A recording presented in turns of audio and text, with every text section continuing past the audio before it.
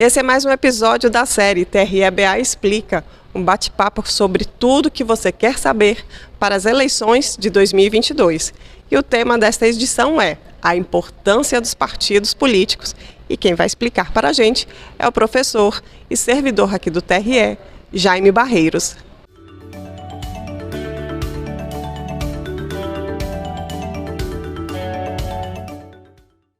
Eu gostaria que você falasse um pouquinho sobre a importância dos partidos políticos no Brasil, né?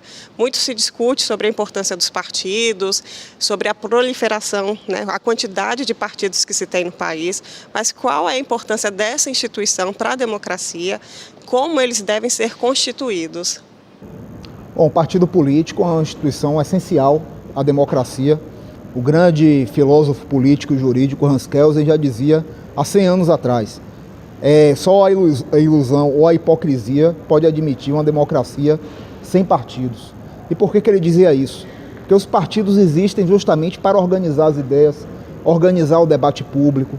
Numa democracia pluralista, como é o caso da brasileira, é muito importante que os partidos existam justamente para promover esse debate. Então, a nossa Constituição de 88 prevê os partidos políticos num capítulo especial, a partir do artigo 17, e no artigo 14, parágrafo 3º, a nossa Constituição estabelece que é condição de elegibilidade a filiação partidária. O que é que isso significa? Que só pode haver no Brasil candidatura mediante partido político. Não existe a candidatura avulsa. Somente quem é filiado a partido político pode disputar a eleição pelo partido pelo qual é afiliado. E como é que se dá essa filiação partidária? Como é que a pessoa se torna filiada a um partido? Bom, o partido é uma pessoa jurídica de direito privado. O que é que isso significa? Tem autonomia de organização, tem o seu próprio estatuto, o seu programa, e cada partido, então, no seu estatuto, estabelece a forma mediante a qual o cidadão poderá se filiar.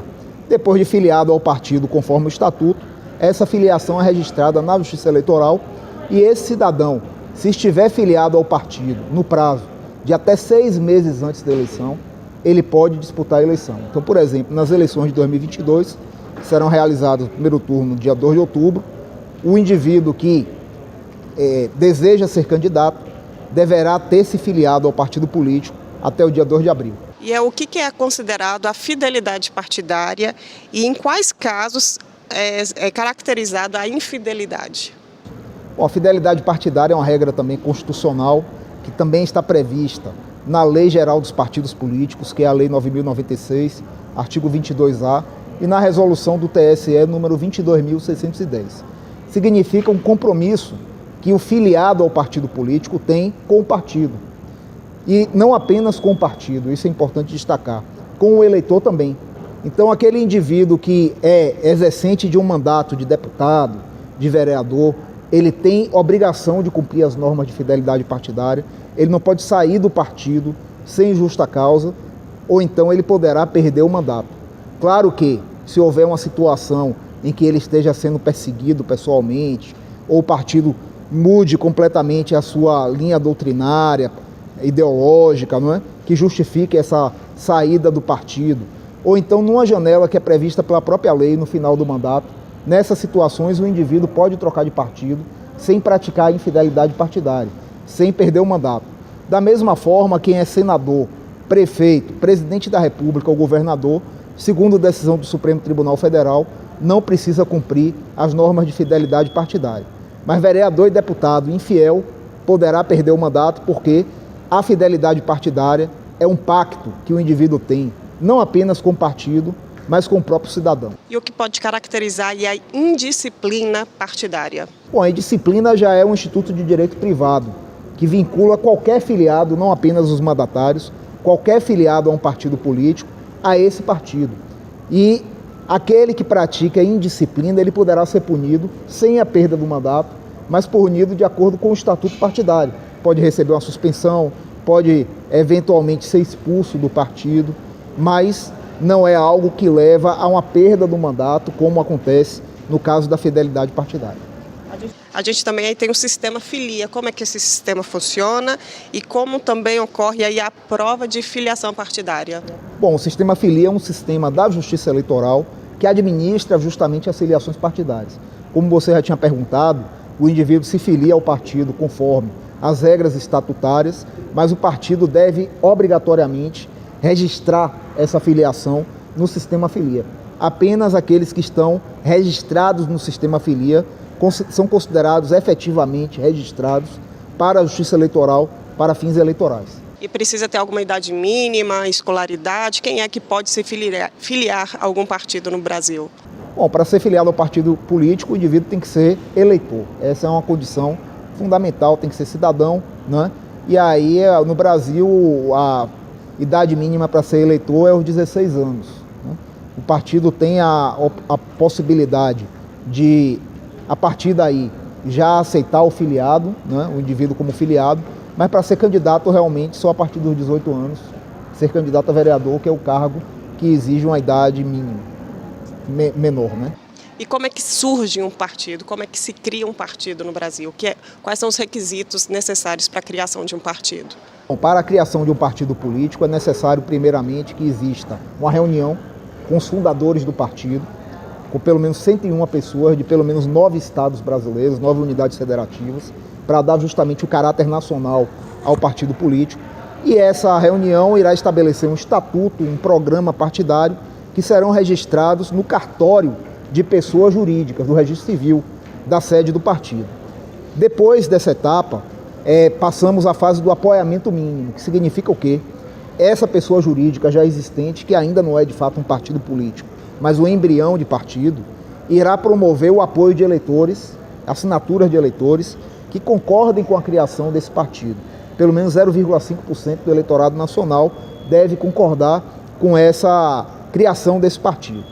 Uma vez angariadas as assinaturas, aí essa documentação é encaminhada ao Tribunal Superior Eleitoral, que analisa todos os documentos e, estando tudo certo, irá registrar o partido político e, a partir daí, o partido terá direito a um número, terá direito aos seus símbolos, a uma sigla e a disputar as eleições.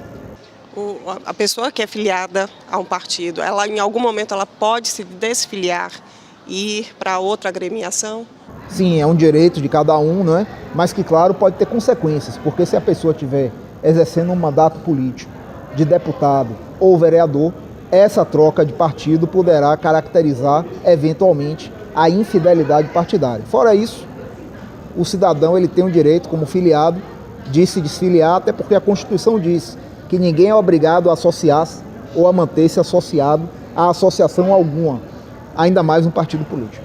É preciso também diferenciar o que é propaganda partidária e o que é propaganda eleitoral. Como é que acontece a propaganda partidária? Em qual momento ela pode ser veiculada? Até quando? Bom, a propaganda partidária é a propaganda das ideias do partido, enquanto que a propaganda eleitoral é uma propaganda específica voltada à conquista do voto.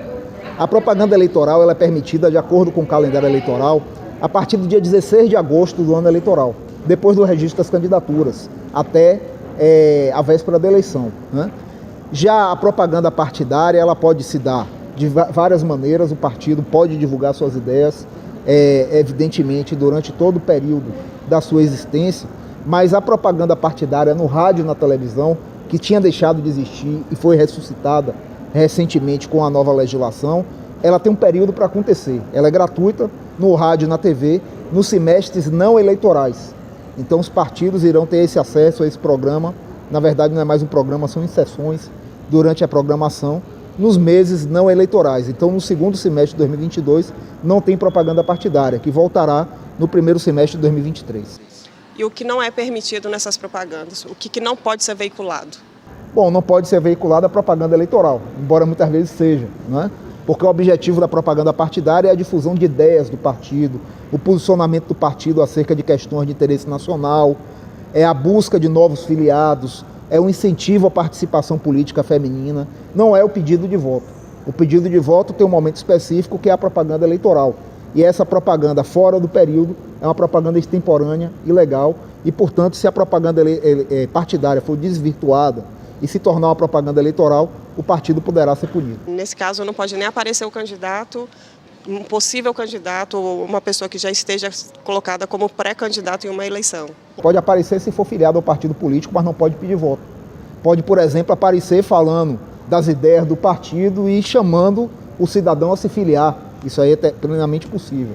Agora, o pedido do voto, isso aí não. E o que são as coligações partidárias e as federações, né? Tem diferença? Quando é que isso surgiu? É uma inovação ou já existia? Bom, tem uma diferença sim. Federação é coisa nova, coligação não. A coligação é uma união de partidos para fins eleitorais. Os partidos se unem e disputam a eleição como se fosse um partido só, mas essa união dura apenas o período eleitoral. As coligações antigamente eram permitidas para qualquer cargo. Hoje em dia a coligação só é permitida para cargos de presidente da República, governador, prefeito ou senador. Não existe mais coligação proporcional às eleições de vereador e de deputado estadual, distrital ou federal, que antigamente existia. Em compensação, recentemente foram autorizadas as federações partidárias, que representam um novo tipo de aliança. É uma aliança permanente, um verdadeiro casamento entre dois ou mais partidos que tem duração mínima de 4 anos. Então aqueles partidos que se formam, que se juntam, né, para formar uma federação partidária, deverão estar por 4 anos juntos. Então, por exemplo, quem fez federação partidária agora em 2022 vai ficar junto até 2026, inclusive na eleição municipal de 2024, de forma vertical, nacional, né, diferente das coligações tradicionais, que um partido pode estar aliado na Bahia e ser adversário em Pernambuco, por exemplo. Na federação isso não acontece. E a ideia da federação é justamente fortalecer a identidade partidária, porque mantém a possibilidade dos partidos pequenos, em especial, continuarem existindo, mas promovendo essa união, a tendência natural é que a médio ou longo prazo essa federação se torne, na prática, um partido único, né? E aí a gente tem uma redução do quadro partidário, porque hoje oficialmente nós temos 33 partidos políticos em funcionamento no Brasil. A federação ela também pode trazer mais segurança política e jurídica para o sistema eleitoral brasileiro? Sim, principalmente a segurança política, né? Porque justamente a coligação ela era fluida, era volátil, ela se formava em julho com as convenções, em outubro ela se desfazia e não havia mais nenhum compromisso posterior. E inclusive o eleitor na eleição de deputado e vereador, quando havia coligação para essa situação, votava no candidato de um partido, elegia o candidato de outro partido que estava coligado, depois essa coligação se desfazia e a vontade do eleitor era distorcida, não era de fato representada.